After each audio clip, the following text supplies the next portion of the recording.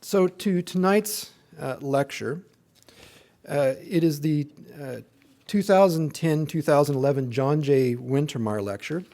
It's a lecture that was created by the family and friends in memory of John J. Wintermeyer. It is intended to honor his work in religion and politics. John Wintermeyer, people who knew him would refer to him simply as Mr. Wintermeyer. His family actually referred to him as Mr. Wintermeyer because he was this figure that really was truly honorable. He was a lawyer, a politician who held the Ontario Liberal Party leadership from 1957 to 1963. He was a businessman, a philanthropist, and a devout Catholic with deep roots in St. Jerome's University. We are delighted that Sean Casey has agreed to give this lecture this evening. And based on what I know about Mr. Wintermeyer, who's actually, I married into the family of the Wintermeyers, believe it or not, he would have been enthralled with this evening's topic, the contested legacy of John F. Kennedy on religion and politics in the United States. So let me introduce tonight's speaker. Dr. Sean Casey is Associate Professor of Christian Ethics and Director of the National Capital Semester for Seminarians at Wesleyan Theological Seminary in Washington, D.C. Born in the great state of Missouri, where I also hail from, and raised in Kentucky, he earned an undergraduate degree from Abilene Christian University in Abilene, Texas. Sean holds a doctorate of theology from Harvard Divinity School. At Harvard, he also earned a Master of Public Administration from the Kennedy School of Government, with a concentration in international security. He served as Senior Advisor for Religious Affairs for the Barack Obama campaign and was National Evangelical Coordinator in the 2008 campaign. He is the author of The Making of a Catholic President, Kennedy versus Nixon, 1960, published by Oxford University Press in 2008. Please join me in welcoming Dr. Sean Casey to St. Jerome's University. Thank you very much, Scott. It is indeed a pleasure and an honor to be with you. I actually do have one Dorothy Day story. Maybe I'll start with that, and then we'll move on to John Kennedy. The National Capital Semester for Seminarians that I run is a Washington-based program in theology and public policy that's open to any seminary student in North America, and it's my entire teaching load in the spring semester. And since I did my doctoral work with one of the leading Catholic social ethicists, Brian Hare, I've been heavily influenced by Catholic social teachings in my own work and own thought. And we do site visits across Washington, D.C. each week, meeting folks who've worked at the intersection of theology and public policy. And so we do a fair amount in terms of Catholic social teachings. And one of the premier such institutions in Washington, D.C. is Network Lobby, or as it's known locally, the Nuns Lobby. And for years, the senior lobbyist at Network Lobby was Sister Catherine Pinkerton. And I've gone every year, and she's now actually retired. But we would go and see Sister Catherine, and typically I would ask folks like that, well, tell us your story. How did you end up doing what you do? And Catherine said, oh, it's not an interesting story at all. And I said, well, why don't you let us be the judge of that? Tell us anyway. And Catherine talked about growing up in an upper middle class family in Cleveland, Ohio. And her senior year in high school, her priest said, Catherine, I'm not sure what you're thinking about in terms of your future in college and all of that, but there's a really interesting project going on in downtown Cleveland, and apparently the priest sort of knew she was a suburban kid who's kind of sheltered. And she said, Catherine, you should go down to this new house that's being run in kind of downtown Cleveland, and there's a really interesting woman who flies in from New York or trains in every month, and I think she's somebody you need to know. And Catherine, sort of on a lark, went down and started volunteering on a regular basis. And of course, it turns out it was Dorothy Day. And as a result of meeting her on a monthly basis for about 9 to 12 months her senior year in high school, she embraced the religious vocation. And just because of that almost accidental or maybe providential meeting, Catherine then, of course, goes on to become this great leader in Washington, D.C., trying to hold Catholic politicians and others accountable to the social teachings of the church. And there's hardly a piece of progressive social legislation in the United States in the last 30 years that Catherine's imprint is not on. And so it's remarkable testimony to the power of these accidental meetings that you can trace the legacy of Catherine Pinkerton back to these chance meetings with Dorothy Day.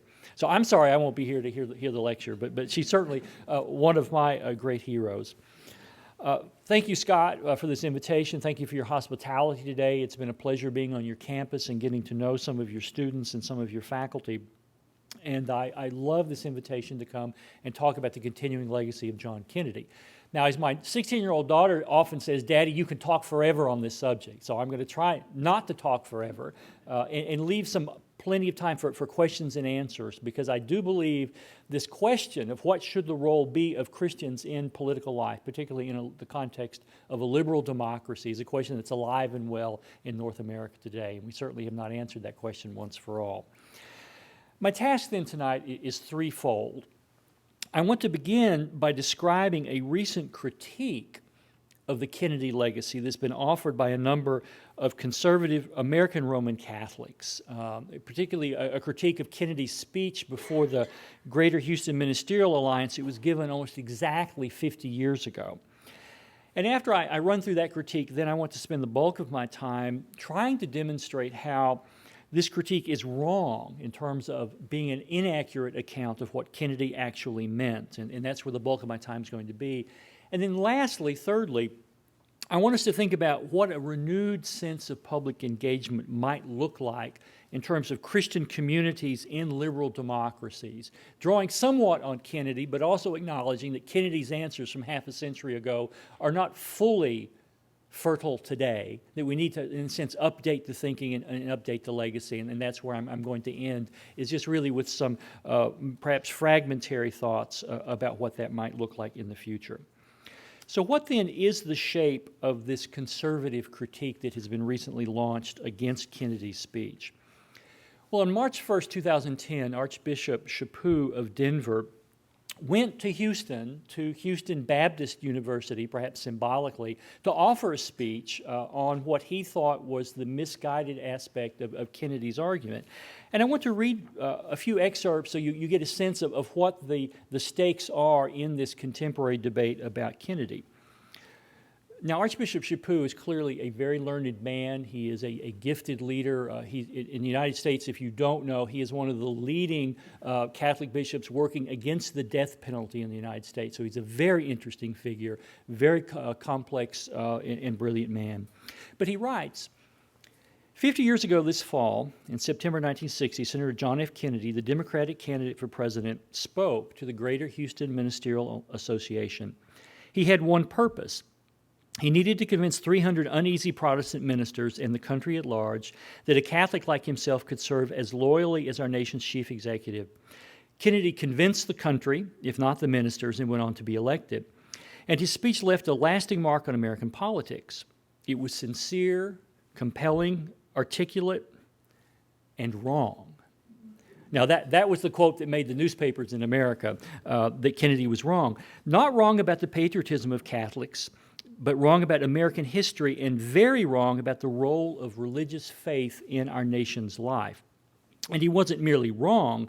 His Houston remarks profoundly undermined the place not just of Catholics, but of all religious believers in American public life and political conversation. Today, half a century later, we're paying for the damage. So the critique is quite brutal, and to say that indeed we're wrong and as a country, America is still paying for it and the church is still paying for it is really a quite powerful claim. He goes on to say that John Kennedy was a great speaker. Ted Sorensen, who helped craft the Houston speech, was a gifted writer. As a result, it's easy to speed read Kennedy's Houston remarks as a passionate appeal for tolerance. But the text has at least two flaws. The first, according to Archbishop Chaput, is political and historical, and the second one is religious. Early in his remarks, Kennedy said, "I believe in an America where the separation of church and state is absolute." That's the end of the quote. Given the distrust historically shown to Catholics in this country, his words were shrewdly chosen. The trouble is the Constitution doesn't say that. The founders and framers didn't believe that, and the history of the United States contradicts that. And then he says, in terms of the religious problem that was created by the Houston speech, To his credit, Kennedy said if his duties as president should ever require me to violate my conscience or violate the national interest, I would resign the office. He also warned that he would not disavow my views of my church in order to win the election. But in effect, the Houston speech did exactly that. It began the project of walling religion away from the walling religion away from the process of governance in a new and aggressive way. It was also it divided a person's private beliefs from his or her public duties, and it set the national interest over and against outside religious pressures or dictates. For his audience, Protestant ministers, Kennedy's stress on personal conscience may have sounded familiar and reassuring.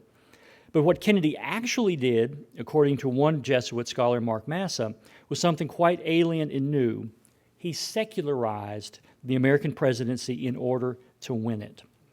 So you see, that's a very serious set of charges against this speech. He's really laid out a brutal set of charges, in essence, saying that Kennedy's wrong on the history, he's wrong on the politics, and he's also wrong, in essence, on the theology. So it's a very comprehensive, systematic charge that's been laid against the Kennedy position.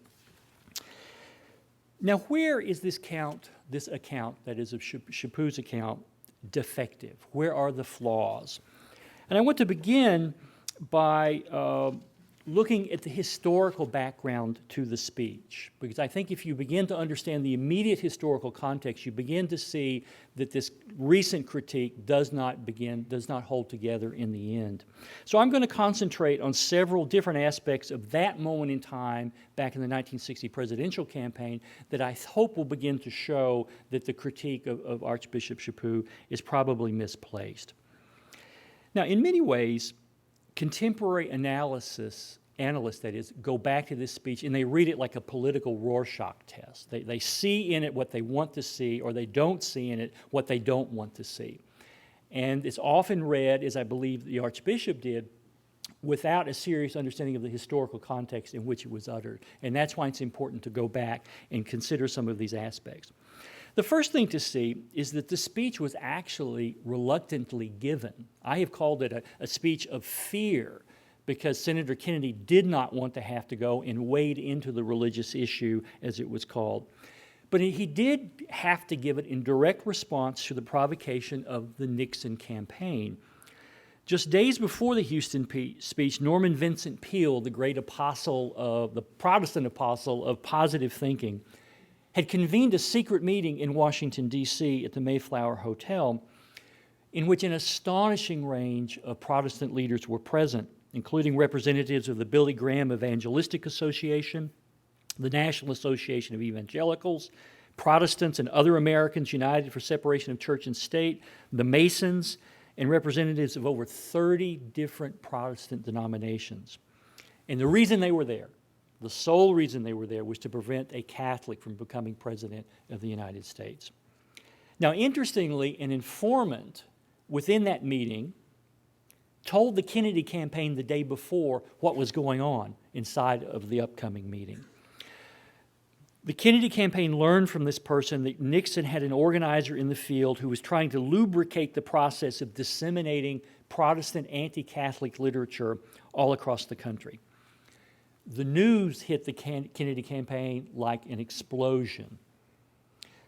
John Kennedy was on a train campaign trip from Seattle to Los Angeles, and one person described it to me literally like a bomb going off on the train when they learned how extensive the network was that Nixon was organizing in terms of this nationwide, below-the-radar campaign of anti-Catholic literature.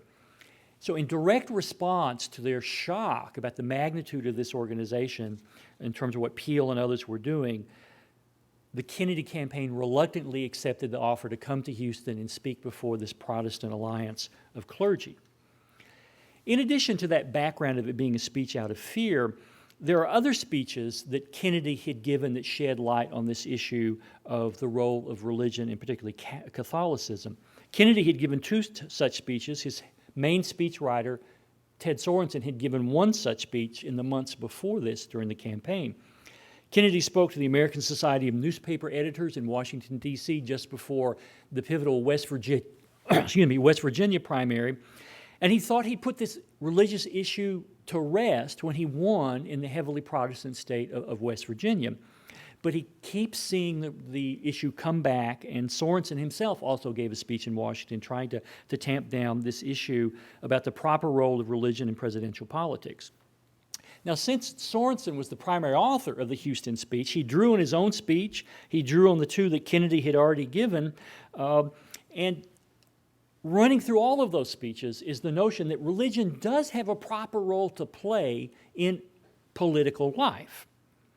And they argued at great length that it was fine for a candidate to be motivated by his faith, but it was wrong for the leaders of any religious group to dictate and coerce a member of their religious community should they become office in terms of what public policies they should try to pursue.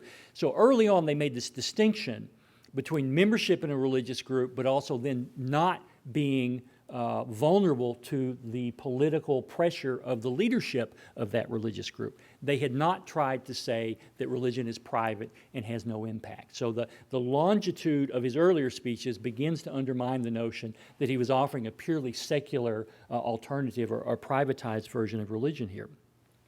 Now, it's also interesting that just before that speech in Houston, the Kennedy campaign had received some very interesting polling data from a group of political scientists in Massachusetts.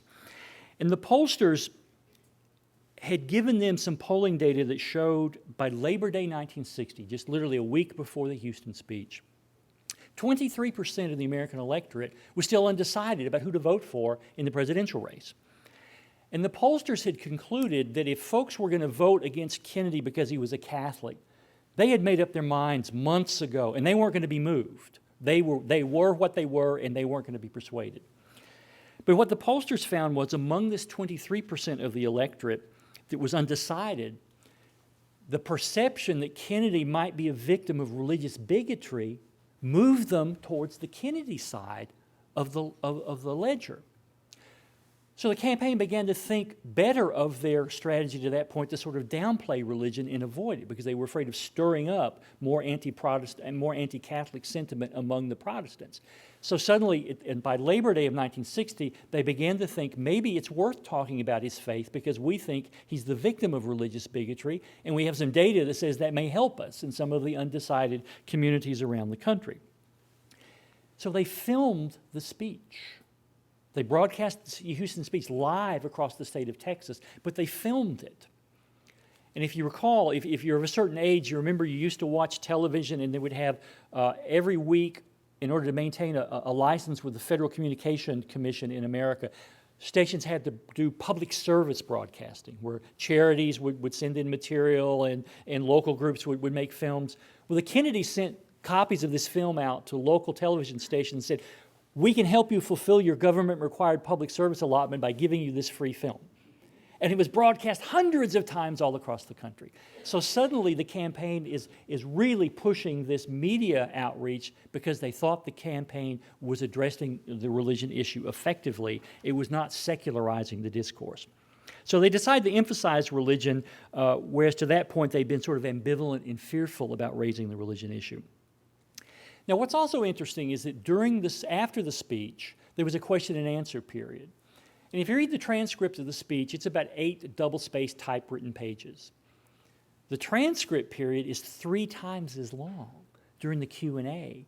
And most analysts today of the speech do not look at the Q&A session, even though there's 3 times as much volume there as Kennedy responded to the questioners, really the hostile questions, frankly, from the Protestant clergy in the room. And it's there we get some very rich background material that illuminates some of the passages that you heard read and which I'm going to read to you more.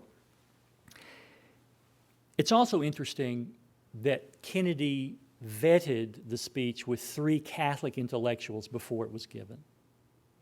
And it's my contention that these 3 Catholic intellectuals would have rebelled very strongly to the notion that this was a secular speech where a Catholic was essentially saying, the Catholic faith is simply a private part of my life and has no public impact. The first of these people was Bishop John Wright of then Pittsburgh.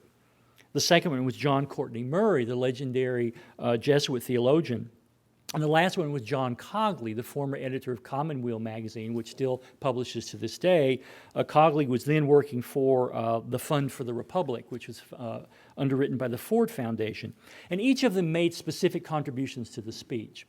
Cogley had joined the staff and would drill Kennedy on hypothetical questions that he might face from these clergy. And so they practiced for a day where Cogley would ask and Kennedy would practice answers, and they would work on them. And Cogley was greatly relieved to discover that all of the questions that eventually came up were covered in his prep sessions with the senator, so he felt quite good. Murray dictated a paragraph to Ted Sorensen on the phone, and we're going to talk a little bit more about Murray in a moment, because Murray was actually a Republican in his voting. He voted for Eisenhower twice, thought Kennedy was a lightweight, but he was incensed by what Norman Vincent Peale had done the week before. And I think there's plenty of anecdotal evidence that suggests that Murray ended up voting for Kennedy because he was just stunned at the spasm of anti-Catholicism that had erupted in that election. But one of the things Murray did is he dictated a distinction in Catholic theology. A distinction on the one hand between faith and morals, and on the other hand on public policy. And it was Murray's contention that the church, in its teaching office, had every right to tell a politician about faith and morals, and to advise them and to critique them. But Murray also said that no Catholic cleric would tell any politician specifically how to vote on a particular piece of legislation, that there was a distinction to be made between faith and morals and public policy. Now, that distinction actually goes back at least to Vatican I and some of the discussions about what the meaning of papal infallibility is all about. So that discussion was at least 100 years old. Now, it may go back even further. In my facility in the history of Catholic social teachings ends. It does not go back beyond that. So maybe somebody can help me on that later on in the Q&A. Kennedy then used that distinction, not in his speech, but in the question and answer session, which we're going to get to in a moment. So here you have three Catholic intellectuals, Bishop Wright, Father John Courtney Murray, and John Cogley, all advising on this speech, none of whom would have embraced the notion that they wanted to send John Kennedy out there to say, religion is simply a private affair, it has no public implications. They would have never embraced a secularization thesis. Now, obviously, we may talk about this in the Q&A. It's very hard today, I think, to sustain that kind of distinction that Murray was talking about. As other public policy issues have assumed prominence in public discourse, I think we've seen a breakdown of that distinction. But certainly in 1960, I think that was a plausible distinction to make. Wright suggested what was called the Resignation Clause, where Kennedy said, if in fact there ever were to be a conflict between my conscience and my duties as president, I would resign. And Bishop Wright said, you need to say that to show how serious you are about your faith. That if in fact there were a conflict between your Catholic faith and your Catholic-formed conscience and performing the duties of the presidency, you would resign in order to preserve the integrity of your faith. And Bishop Wright made that argument to Ted Sorensen, and Sorensen said, I like that argument. I'm not sure the senator is going to like it, but I'm going to try it out. Now, it turns out the senator embraced that. That was in the text.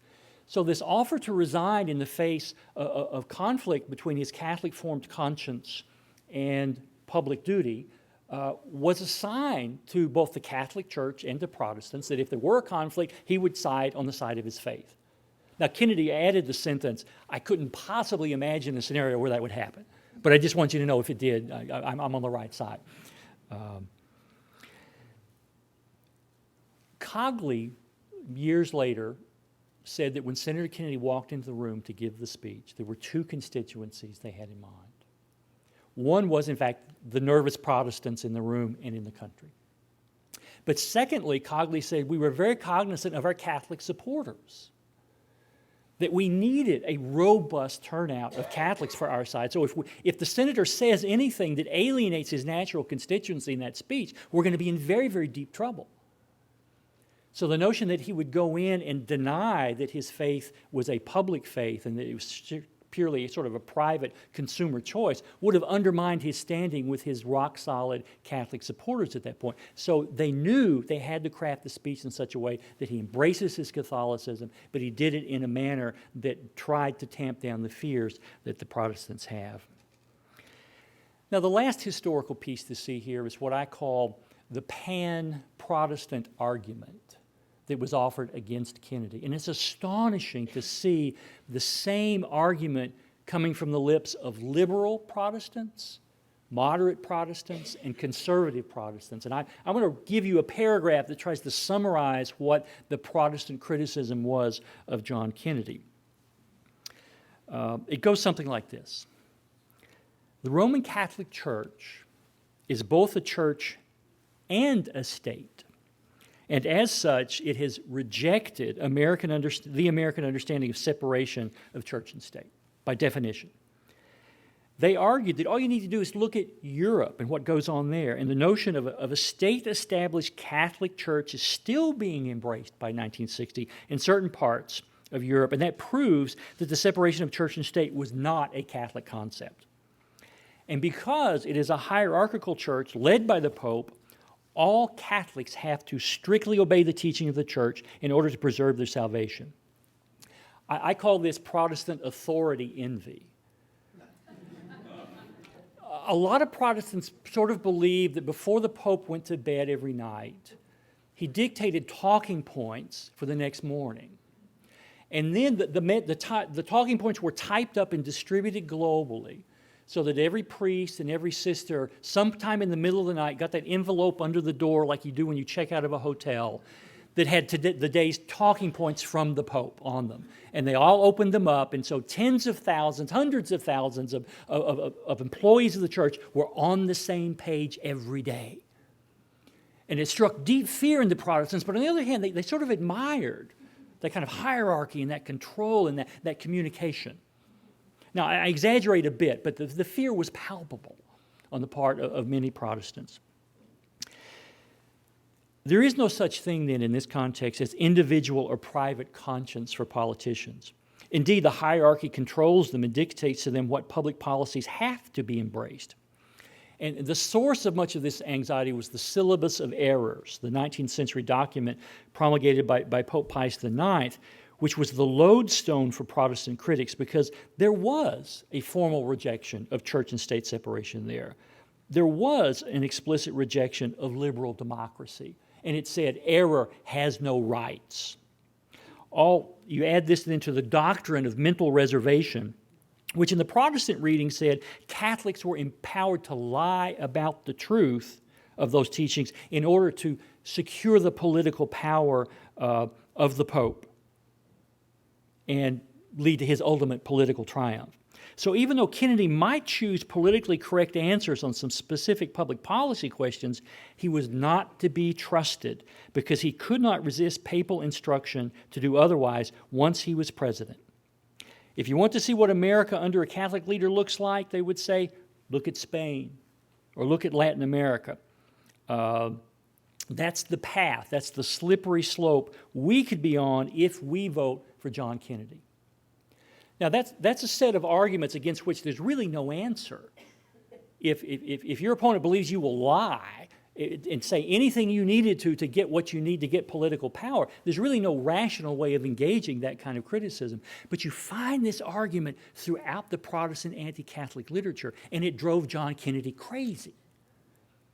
Because certainly in the political context of Massachusetts, he had never seen this form of Protestant anti-Catholic bigotry. And he was flummoxed at times and he was depressed at times because he found it very difficult to respond when people said, well, you're just lying because you have to say that.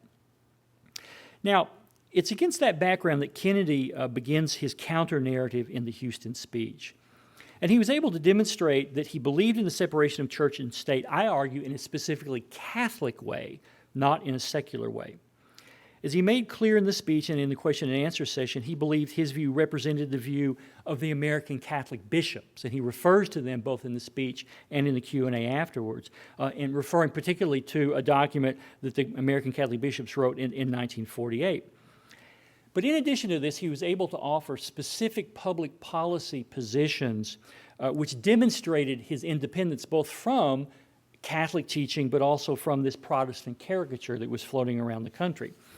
And these three issues were, first, he said, I will not appoint an ambassador to the Vatican. Secondly, I'm not going to provide federal funds to parochial schools, and I'm not going to deny foreign aid for birth control if a developing country asks the United States for it.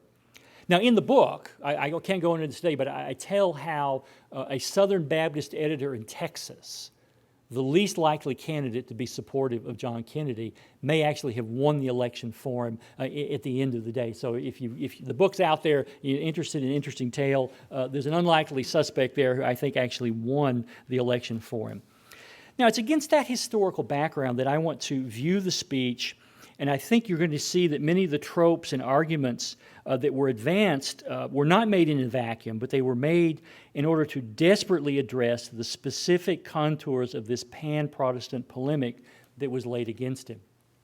The Archbishop, I think, doesn't pay sufficient attention to that historical background. Instead, he doesn't give a close reading of the text, but he gives really an anachronistic reading of the text, which I'm going to talk about in a moment. Let me read to you a few excerpts from the speech, and you'll begin to see the content of a part of my argument. Early in the speech, he said, I believe in an America where the separation of church and state is absolute. Now, there's where the Archbishop stopped quoting. But Kennedy goes on to define what he means by separation of church and state here and what it might mean in an absolute sense. When no Catholic prelate would tell the president, should he be Catholic, how to act. And no Protestant minister would tell his parishioners for whom to vote. Where no church or church school is granted any public funds or political preference, and where no man is denied public office merely because his religion differs from the president who might appoint him or the people who might elect him. So Kennedy's absolute separation of church and state is really about religious liberty. He said church leaders should not coerce their members who happen to be politicians. Protestant clergy shouldn't tell their people who to vote for. And that's what he means by separation of church and state. Part of the problem here is that separation of church and state is metaphorical. And people have competing interpretations of what that means. There is a contemporary valence to separation of church and state that's alive and well today that I argue was not present in 1960.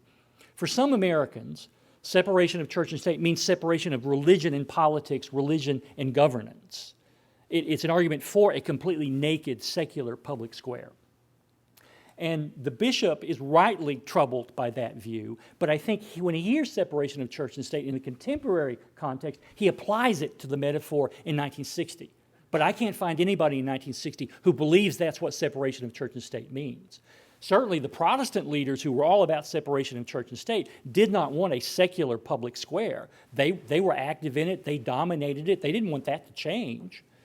So this anachronistic interpretation, I think, is false and it's not accurate, and I can't find any contemporary interpreter who uses separation of church and state in this secularist fashion in 1960. I don't think that's what Kennedy meant by that. I think he meant it was simply a case where he did not want religious leaders compelling or coercing members of their flock should they become president of the United States.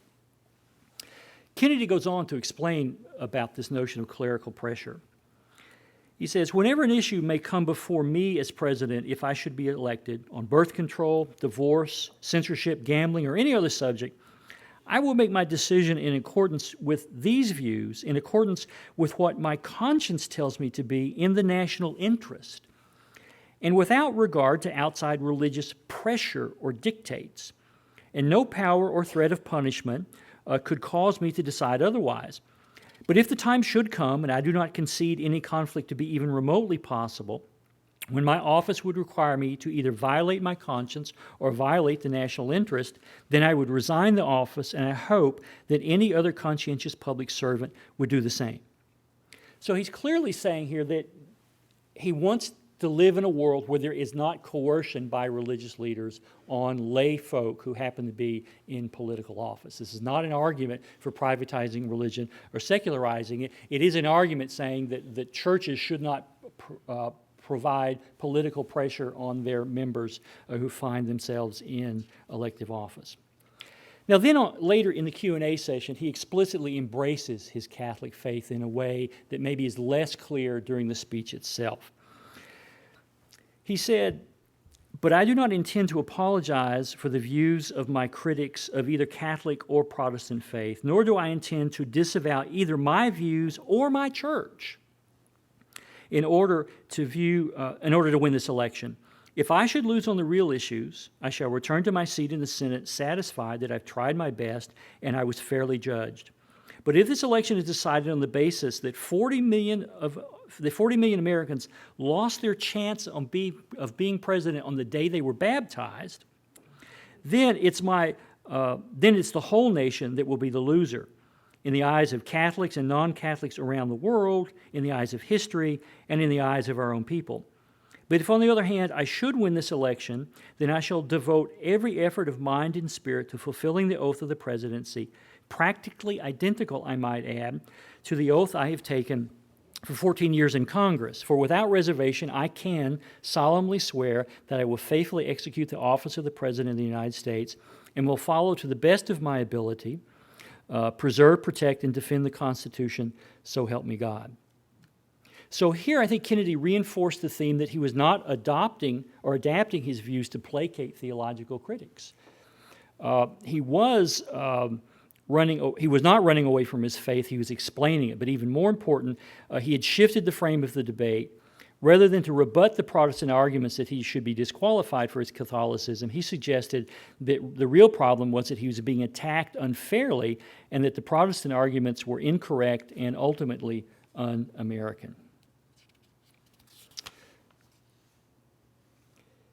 Later on, I've got two more quick passages I want to read, then I will conclude this section. He said later in the question and answer session, "Well, let me say that anyone that I would appoint to any office as a senator or as president would, I hope, hold the same view out of necessity of living up not only to the letter of the Constitution but the spirit. If I may say so, I am a Catholic." He's not running away from his faith. I am a Catholic. "I have stated my view very clearly. I don't find any difficulty in stating that view. In my judgment, it is the view of American Catholics from one end of the country to the other." So he thinks he's giving us Catholic-specific argument here about separation of church and state. Why? Because as long as I can state it in a way which is, I hope, satisfactory to you, do you possibly think that I represent a viewpoint which is hostile to the Catholic Church in the United States? I believe I am stating the viewpoint that Catholics in this country hold towards the happy relationship which exists between church and state. And then finally, at the end of his speech, he said this. Let me say finally that I am, actually, the end of his question and answer session, I'm sorry. Let me say finally that I am delighted to come here today. I don't want anyone to think, because they interrogate me on this very important question, that I regard that as unfair or unreasonable, or that somebody who is concerned about the matter is prejudiced or bigoted. I think religion is basic in the establishment of the American system, and therefore any candidate for office, I think, should submit himself to the questions of any reasonable man. My only limit to that would be that if somebody said, regardless of what Senator Kennedy's position, regardless of how much evidence he has given that he says what he means, I still won't vote for him because he's a member of that church, I would consider that unreasonable. What I consider to be reasonable is an exercise of free will and free choice is to ask Senator Kennedy to state his views as broadly as possible, investigate his record to see whether he states what he believes, and then he makes an independent and rational judgment as to whether he would be entrusted with this highly important position. So I want you to know that I am grateful to you for inviting me tonight. I am not sure I have made any converts to my church. Doesn't seem to be running away from his church. But I hope that, at least in my view, which I believe to be the view of my fellow Catholics who hold office, I hope that it may be of some value in at least assisting you to make a careful judgment. So read in context, read extensively, and then with the comment section read as well, I think we begin to see that the superstructure of the contemporary criticism does not hold. To summarize, I think the speech shows that Kennedy did, in fact, embrace his own theological tradition. He didn't run from it. Indeed, he could not run from it in this televised speech because everybody in the audience, if they knew one thing about John Kennedy, they knew he was a Catholic. And there was no denying that fact. I think the speech attempted to make a Catholic-specific argument in the sense that he embraced the position of what was held by the American Catholic bishops in 1948. Now, people can argue over whether or not he really understood that position, and people have done that. That's not my point. My point was he thought he was making a Catholic argument. And I'm not really in a position to fully judge whether he got it right or not. John Courtney Murray did have qualms about the speech. He did not like the language of absolute separation of church and state because that did sound to him deeply, deeply Protestant. Nevertheless, I think he was enticed to help Kennedy because of his horror and revulsion at what he saw coming out of the Peel meeting a week before. The press release that Peel put out struck Murray as smacking of just overt, plain, unadulterated bigotry. Murray even held a press conference in New York City the day after where he read a text of an article that he was releasing in America magazine the next week. He was so angry. And you can tell that something deep is snapped in his own psyche because he's stunned at the depth and the pervasiveness of this anti-Catholic bigotry. Now, I think what's interesting is this speech moves from principle to public policy in the sense that he says he's not going to appoint an ambassador to the Vatican, he's not going to give federal aid to parochial schools, and he felt like he was doing so as a faithful Catholic, even though he was contradicting some of the leadership of the church, and he was displaying an independence. So here's my recap of what's wrong with this conservative critique. First of all, I think this conservative critique ignores the political context. It doesn't understand the weight and the force and the fear generated by this Protestant web of arguments that were very difficult and frustrating to address. Secondly, as I mentioned before, the contemporary critique applies an anachronistic understanding of the metaphorical separation of church and state, taken from today and then sort of sent back half a century to 1960. That is, the argument is that Kennedy's advocating a purely secular public square scrubbed of explicit theological arguments and actors, and I just don't think that holds. I don't see the evidence. There's certainly people today who believe that and hold that, but I don't see them running around in 1960, and I don't see John Kennedy embracing that in this speech or in the question and answer. Thirdly, this critique ignores the political fact that Kennedy needed a robust Catholic vote in 1960, and he could not lose those voters as a result of placating the Protestants in this speech. He had to do both. He had to retain the Catholic vote, and he had to woo enough Protestants into the camp to prevail over Richard Nixon, and he barely pulled that off. And frankly, Protestants would not have been swayed by a purely secular argument because they were the ones who owned American public life in 1960. So if he'd come in and said, religion doesn't matter, it needs to be scrubbed, we only enter the public sphere as purely secularists, the Protestants in the room would not have given him a standing ovation as they did at the end of the speech and then again at the end of the question and answer session.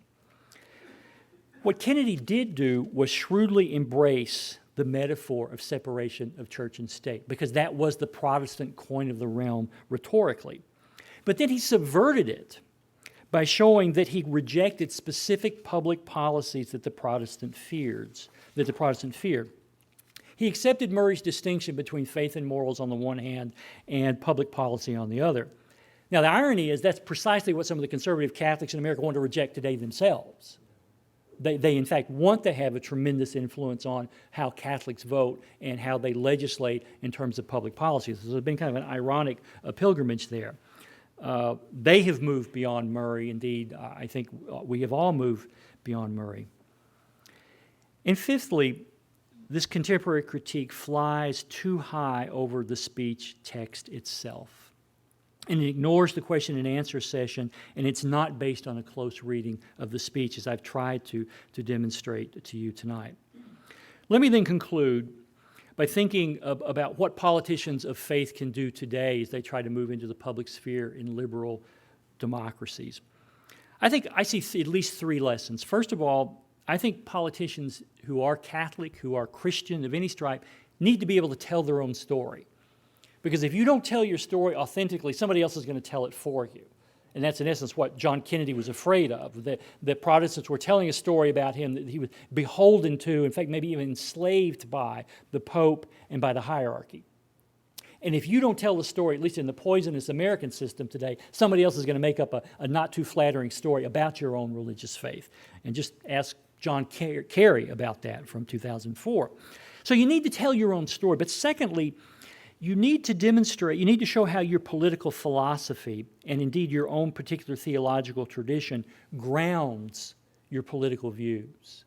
What are the principles that you take from your faith that people of different faiths and people of no faith can find overlap with and agreement with?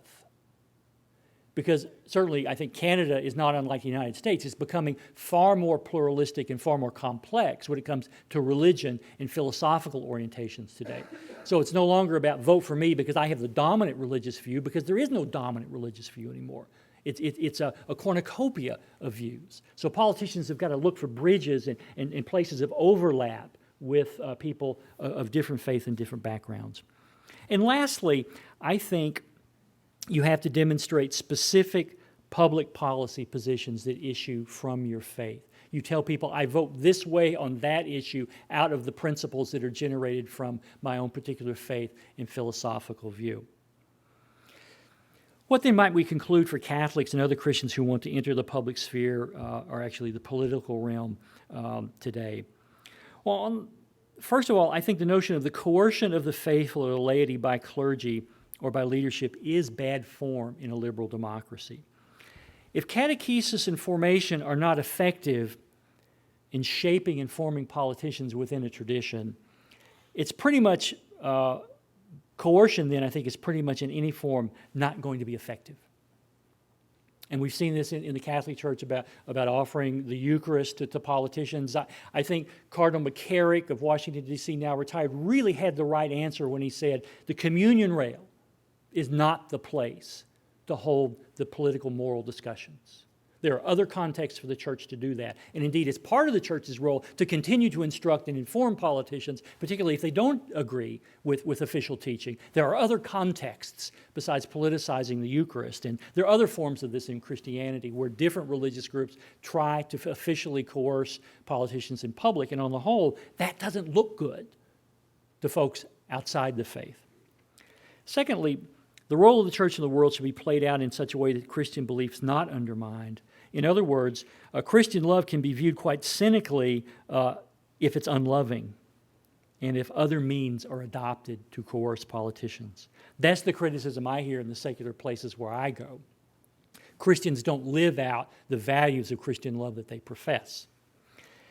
Thirdly, I think great care needs to be given on the part of any church not to form permanent alliances between the church and theology on the one hand and any political party, any philosophy, any social movement or form of discourse on the other hand. Now that may strike you as hopelessly Protestant, and I'll plead to that. But it seems to me there's a lot of wisdom in a politically independent church that cannot be taken for granted by any political party. Now, interestingly enough, in America today, the Catholic voters are the ultimate swing voters in our polity. And that's actually not a bad place for the church to be, in my opinion. So neither political party can take it for granted that the Catholics are on my side and not on the other guy's side. I think a politically dependent and tamed church is not an effective one.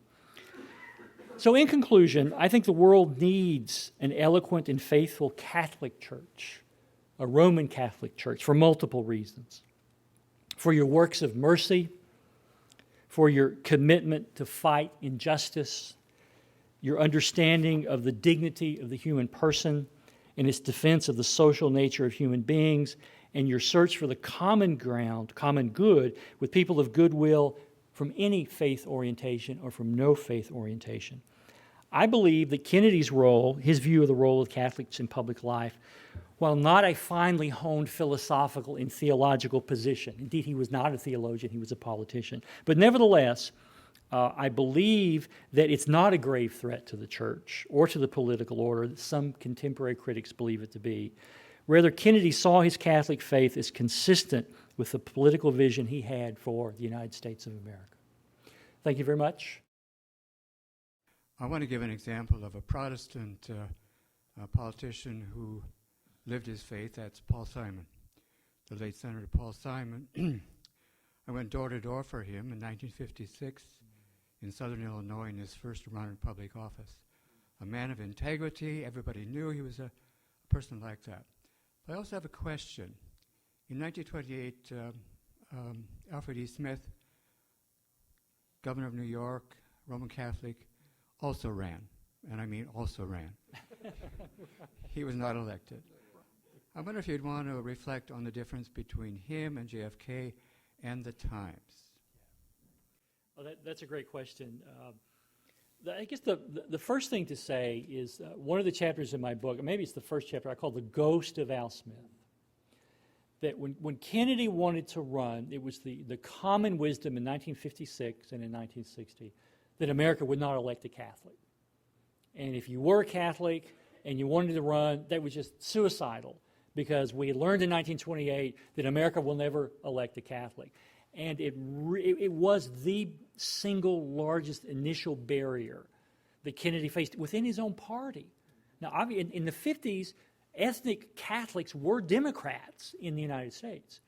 And so at one level, it would make great sense for them to put one of their own on the ticket, but the accepted wisdom by Protestants and Catholic was nothing has changed since 1928. So why would we want to repeat that history? And I think I'm right in this. Hoover didn't just win against Smith, he trounced Al Smith. So that added more power to it. You know, there's the old line, and whether it's true or not, I don't know, where somebody asked Al Smith, you know, what do you think about encyclical such and such? And his response was, what the blank is an encyclical? So there was some question about his own grasp of his own faith in that sense. Now, I think there were other reasons he lost. I think alcohol had a lot to do with it, about, you know, the Prohibition issue. He was Tammany Hall, he was New York, and you added all that up together against Herbert Hoover, who, interestingly enough, was the great savior. You know, he had responded to the 1927 floods in the Mississippi River as the great social engineer who had saved that part of America. I don't know enough about Al Smith to compare him sort of side by side by Kennedy, but I think the power of that legacy was amazing to see 30 some odd years later. Just as many people said in America recently, we'll never elect a black person to the presidency, or we'll never elect a woman to the presidency. I think that was part of the accepted conventional wisdom in 1956 and 1960, that America just was not ready to do that. So that's a long, meandering, lousy answer to a great question, but thank you. Yes. This is kind of a tangential question to this. The one country, it seems, in the Western world which has, in some form, a separation of church and state seems obsessed by it. And the rest of us who don't have any particular policies just muddle along. And what I've observed in certainly the last 20 years, is that religion plays a very, very strong part in American politics. And I wondered if you could comment on that. Yeah, that's a great question. I'm just finishing Charles Taylor's magisterial book, A Secular Age, which I commend to you. It is a long 800-page pilgrimage. And at times you may wander off the path and and you ask yourself, am I ever going to come back and find the path? But nevertheless, one of the things he talks about, which I think I accept, by disestablishing churches in the United States, it forces faiths in church traditions to fend for themselves. And as a result of that, you see an amazing resiliency to religion in a way you frankly don't see in any other Western society. And I would argue it's actually because churches have been disestablished that if they don't have ideas that are culturally powerful, they go out of business. And so they're freed from that dependency on the state economically, and they have to thrive on their own. And it's in that kind of free market environment that they have prospered and they have proliferated, And America remains strangely religious. When I talk to my European friends, they find it absolutely unintelligible. They think we're crazy. Everybody in America is religiously whatever, spun up, devout, and it is unintelligible in an environment where you still, in fact, have state churches, which frankly probably would not survive today had they not been funded and subvented by their governments. So I like the American disestablishment. It allows religions to prosper or to fail on their own merits or lack thereof. We're not being sustained because of the largesse of the federal government or state governments. Sociologists struggle with this question about why does it remain so ridiculously religious. Now, I will say the shape, and this is something Taylor talks about at great length, the shape of religion is changing radically in the United States today. That the sort of institutional old-line Protestant church the mainline Protestant church is no longer the dominant religious voice. It, in fact, is shrinking. And the group that is growing the fastest are people who answer the standard social scientific surveys none when asked about their religious affiliation. That's N-O-N-E, not N-U-N, N-O-N-E. And Taylor's argument is those folks are not irreligious. They're just not institutionally affiliated. And I think that's absolutely right. You talk to college students today in American campuses, are you religious? No. Most of them will disavow that. But they're quick to add that I am, in fact, spiritual. And they look for forms of religious expression that don't track with some of the older options. Now, some commentators have misinterpreted the growth of this category of none, which is about, depending on who asked the question, 9 to 15% of the American population now. They interpret that as the growth of atheists and agnostics. And I don't think that's right. I think part of it's the poverty of the political scientists and sociologists who ask the questions. That the old, are you Catholic, Protestant, Jew, Muslim, Buddhist, is not extensive enough to capture this new phenomenon. So I'd look for America to remain probably insanely religious. And the truth is, if you want to run for president of the United States today and you start in your first speech to say, I'm an atheist or I'm an agnostic, you might as well quit and go home. You're not going to get elected. It's just not going to happen. Now, that's unfortunate because it may be that the atheist or agnostic might actually make the best president. I would entertain that argument. But I think most Americans, in fact, would not entertain that argument today. So, again, I think that the key has been the disestablishment, and that has allowed for a robust menu of religions and faith positions to grow and to prosper, and some are going to recede, new ones are going to emerge. And we're actually in a very interesting time in America today because it's not clear what the next permutation of that is going to look like. But I expect America to remain stubbornly religious for the foreseeable future. Yes. What sort of Catholic was John F. Kennedy in his private life? That's a very good question. I have heard that he attended Mass and confession on a regular basis. The only thing you heard? No. Oh, no. Now, what I find interesting, I am an ordained minister, okay, so I have pastoral experience. And I grew up in a very conservative tradition where I say we observe 3 sacraments.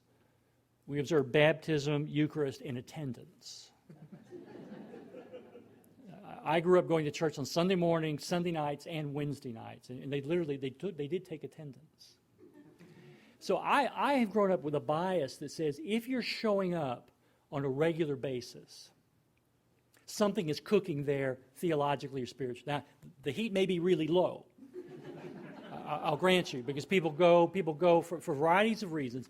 But on the whole, my experience as a pastor and as a seminary professor is if you're going on a regular basis, you are not a thoroughgoing atheist or secularist. Now, having said that, we all know about the immoral side of John Kennedy's personal life. And anybody who wants to paper that over or deny that is just pretending. So what we have here is a very complicated figure.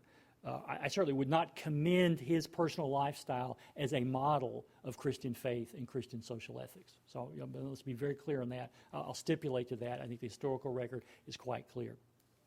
But also, having been a pastor, I have seen that phenomenon or phenomena close to it, where there would be people who were faithful in attendance, but whose personal lives were sinful, were train wrecks, and were positively indefensible. So I think the answer is it's a mess, and it's very complicated. But simply because one finds a personality that engages in behaviors that could in no way be defended as Christian, the conclusion is not to always say that person's an atheist or they're an agnostic. Does that... I'm just a little curious how we were speaking about John F. Kennedy's legacy, and I'm wondering if his private infidelities may have affected his policy decisions. You mentioned him supporting the funding of contraception in foreign aid, and I'm also aware that he appointed 2 justices to the Supreme Court, and both of them voted in favor of Griswold versus Connecticut a few years later that formed the foundation of the Roe v. Wade decision. Yeah. And if we can consider that as part of his legacy? Well, the first question about birth control, I don't know that it ever came up as a public policy issue. It was a hypothetical issue. I don't think in his presidency that actually came up as a public policy issue. So that's number one. On the abortion question, you know, the Kennedy family at the upper regions was actually divided on this question. As you know, Sergeant Shriver was really a quite powerful pro-life advocate throughout his entire life. I don't think in 1960 John Kennedy had formed an opinion on legalized abortion. I think that's anachronistic. I don't think anybody in 1960 would have entertained that as a viable option. Other members of the Kennedy family were on all sides and moved back and forth on the issue of abortion. So I'm hesitant on the one hand to say that the Supreme Court appointments were a pre-planned strategy to get us to Roe v. Wade. I think that's a stretch. I think you could argue in either way. I mean, I would entertain an argument that he would have been pro-life or he would have been pro-choice. I think you can speculate in either direction, and that's really all I can do is speculate on that. But I certainly would not defend. In fact, there's an excellent chapter in Ted Sorensen's last book called Counselor to the President, where he has a chapter on Kennedy's infidelities. And certainly it's worth looking at the critique, because Sorensen really was his closest aide and the closest thing to being sort of his intellectual brain. And Sorensen is really quite devastatingly critical of the risks and the damages that Kennedy did as a result of his infidelities. And I think he's spot on. I think there's no way that you could defend that behavior at all. Could you speak a little bit about the response to our Archbishop Chaput's speech? And I would also be interested in on your reflection on President Obama's appearance at Notre Dame University and the incredible controversy that seems to have stirred among the bishops of the United States. And is there any similarities in these speeches? In terms of the response to the Archbishop's speech, I think there were varieties of responses. I mean, I think there were colleagues of his who endorsed his view and felt like it was good for somebody of his stature, which is inarguable. I mean, he really is a really very significant stature in the American Catholic Church. I think they lauded him for articulating an argument that's been building out there in certain circles in the United States. I think, on the other hand, another reaction was simply the shock when he said Kennedy was wrong, and just kind of that bold thesis there, that bald thesis really, that he was wrong, and not only wrong, but ultimately damaging to the faith and damaging to the polity. I think a lot of people were flummoxed by that. I think a lot of sort of secular folk don't really understand what he was getting at. I think, on the other hand, a lot of people looked at the Kennedy speech as a beacon for religious tolerance, and so they were kind of stunned to hear a leading Catholic bishop and thinker attack it so frontally. And so I think there was a lot of confusion to that. What I'm trying to do, I mean, on the one hand, I think Archbishop Chaput is exactly right to say Catholics ought to have a very public role in the public life of America, and to retreat would be wrong. I totally support that. I just don't think he's historically correct to map that back onto John Kennedy. One of the reviewers of my book wrote a review, and the title of it was Slouching Towards Pelosi. And he wants to argue that there's a straight line from Kennedy to Mario Cuomo to John Kerry to Nancy Pelosi. and that you can trace this intellectual thread all the way back. And what runs between them is they all say being a Catholic has no impact on your politics. Now, I just think you can't make that thesis. And I don't think you can. To anchor it back to John Kennedy's, I've tried to argue tonight, is historically inaccurate. Now, I'm not here to judge Nancy Pelosi or John Kerry, any of these other guys, but simply to say I think the argument is historically wrong. So the reaction, I think, has been mixed. Now, in terms of President Obama,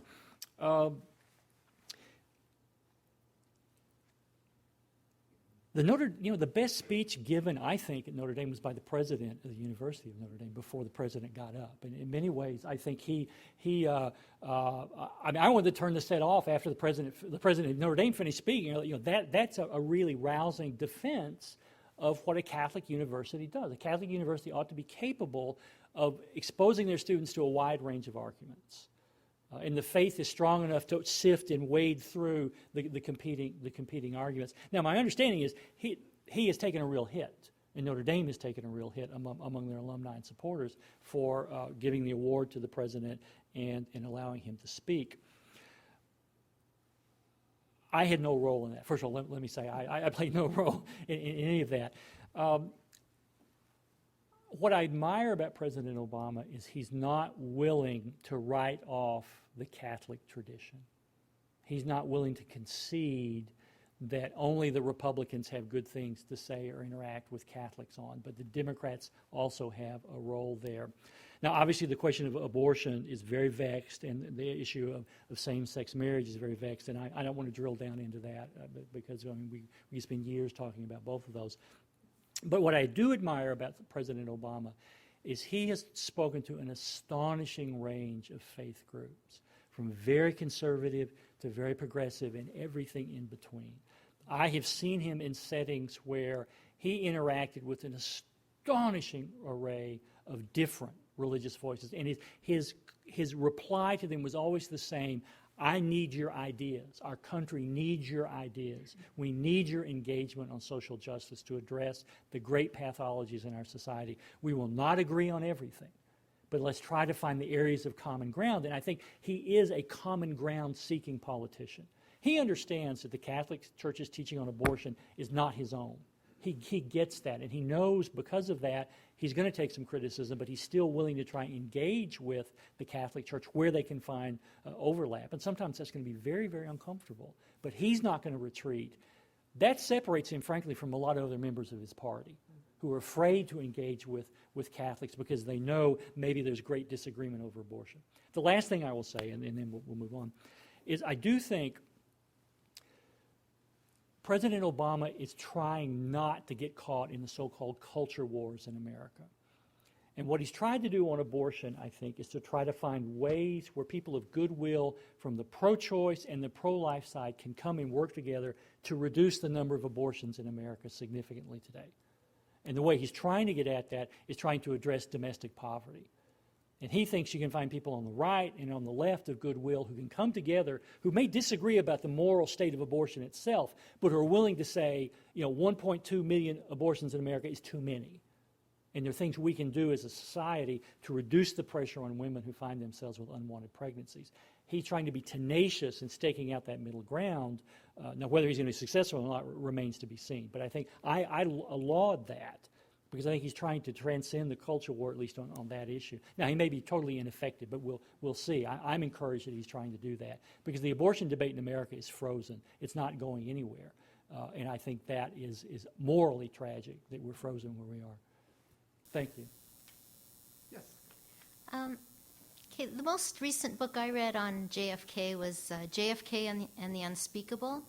And the thesis behind that is that JFK took Catholic social teaching very seriously in his presidency because he worked for a world without war, a world for peace, and because of that he was then murdered by his own government, by the CIA. Would you agree with that? I would agree with the first part. I would not agree with the second part. I know the book, and I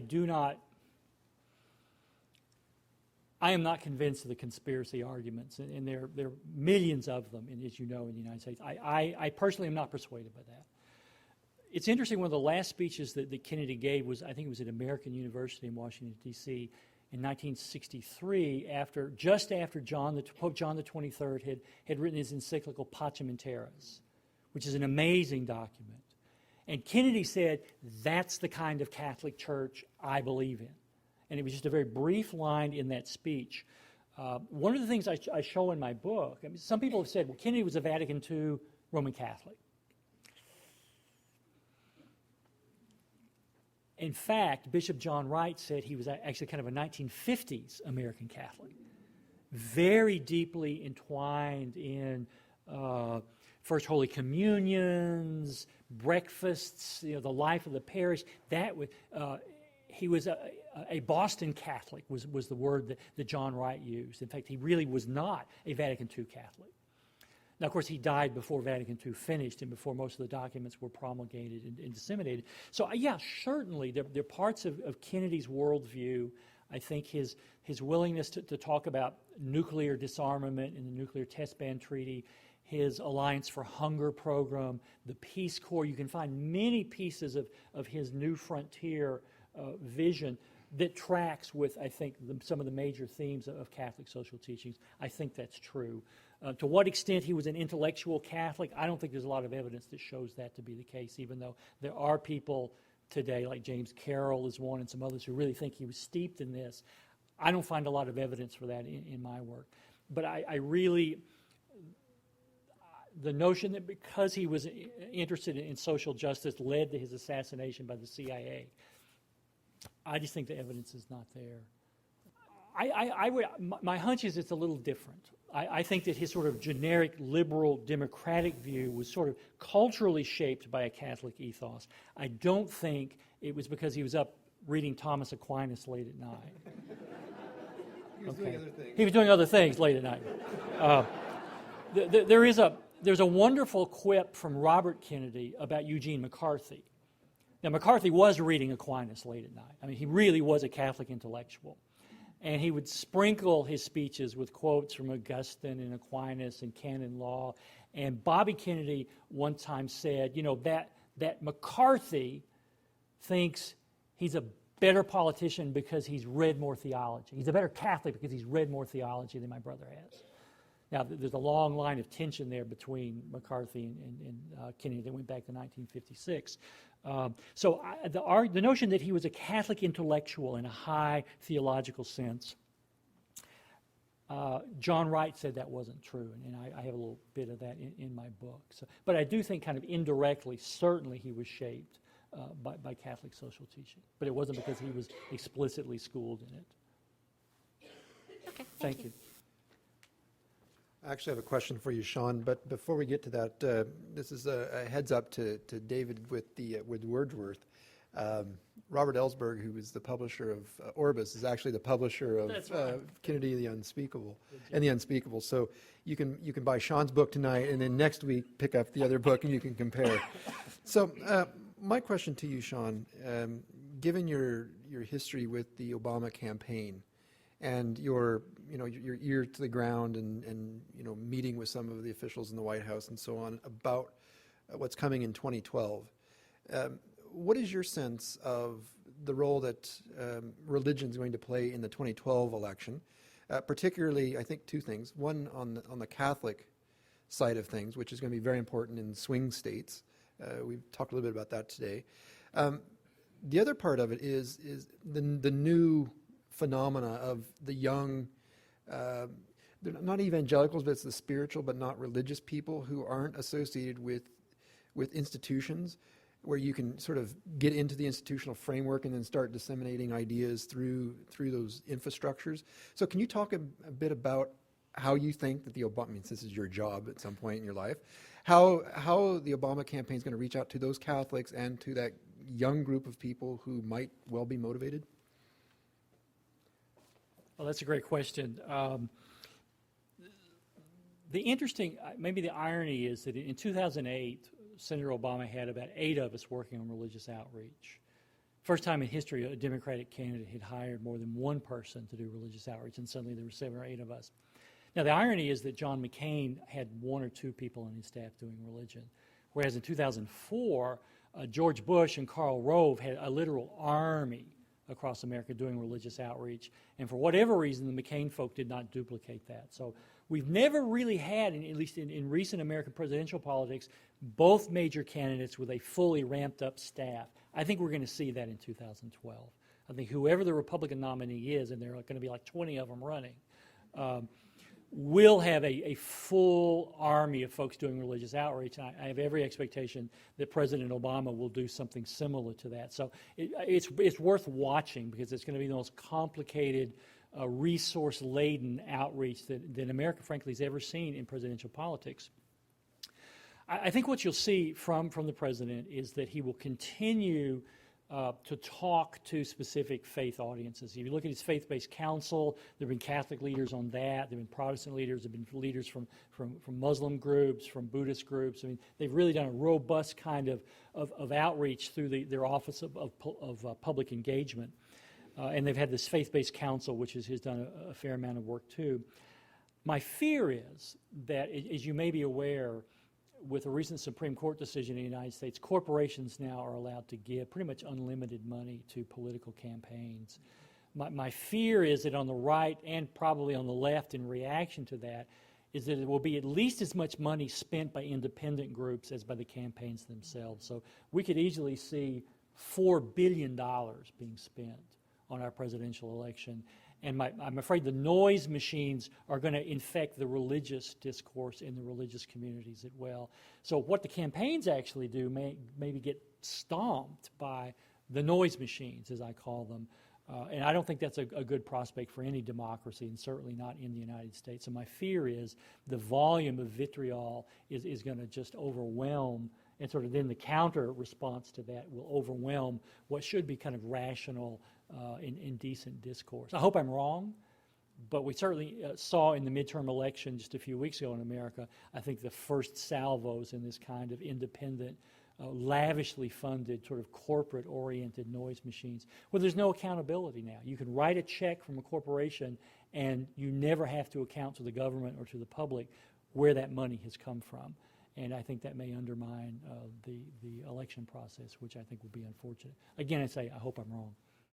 To bring this evening to a close, I would like to invite Dr. David Perrin to the podium. Thank you very much, Scott, and welcome to all of you, and such a pleasure to see you again, and so many familiar faces to the 2010 John J. Wintermeyer Lecture on Christianity and Public Policy. In a special way, Dr. Sean Casey, what a pleasure it is to welcome you amongst ourselves here at St. Jerome's to bring us some refreshing and I think insightful wisdom on this character called John F.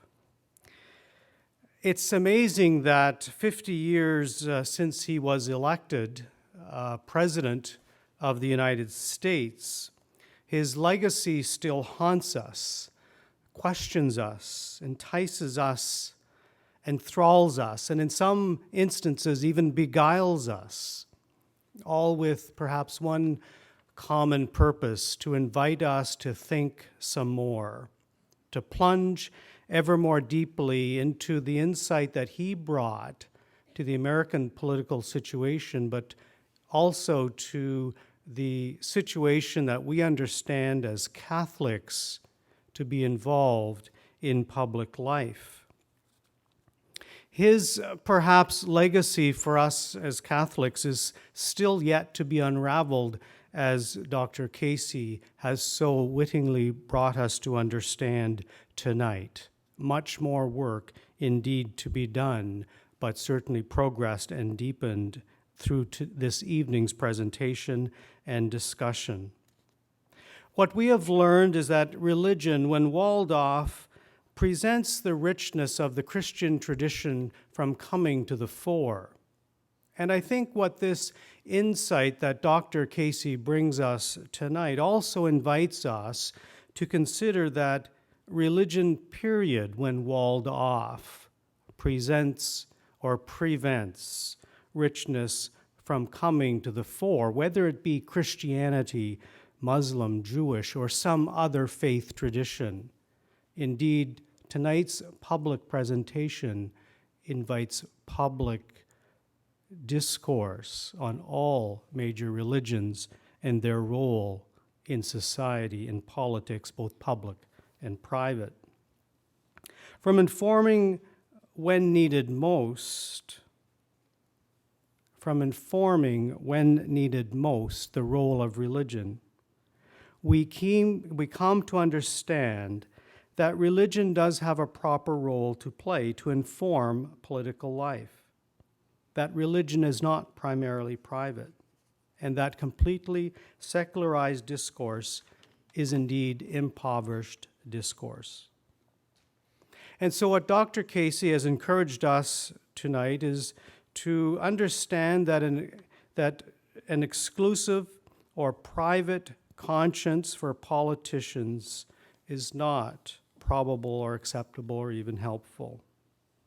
But what he has said is that no coercion on political leaders by church officials is sound advice either, that the balance must be struck.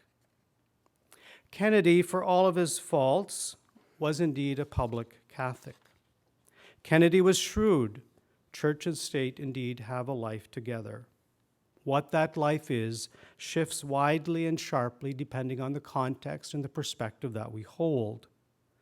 What you have invited us to understand as perhaps the primary hermeneutical lens to which we should use to view this is the lesson of authenticity, the sureness of the truth that is lived in issues of justice and common good.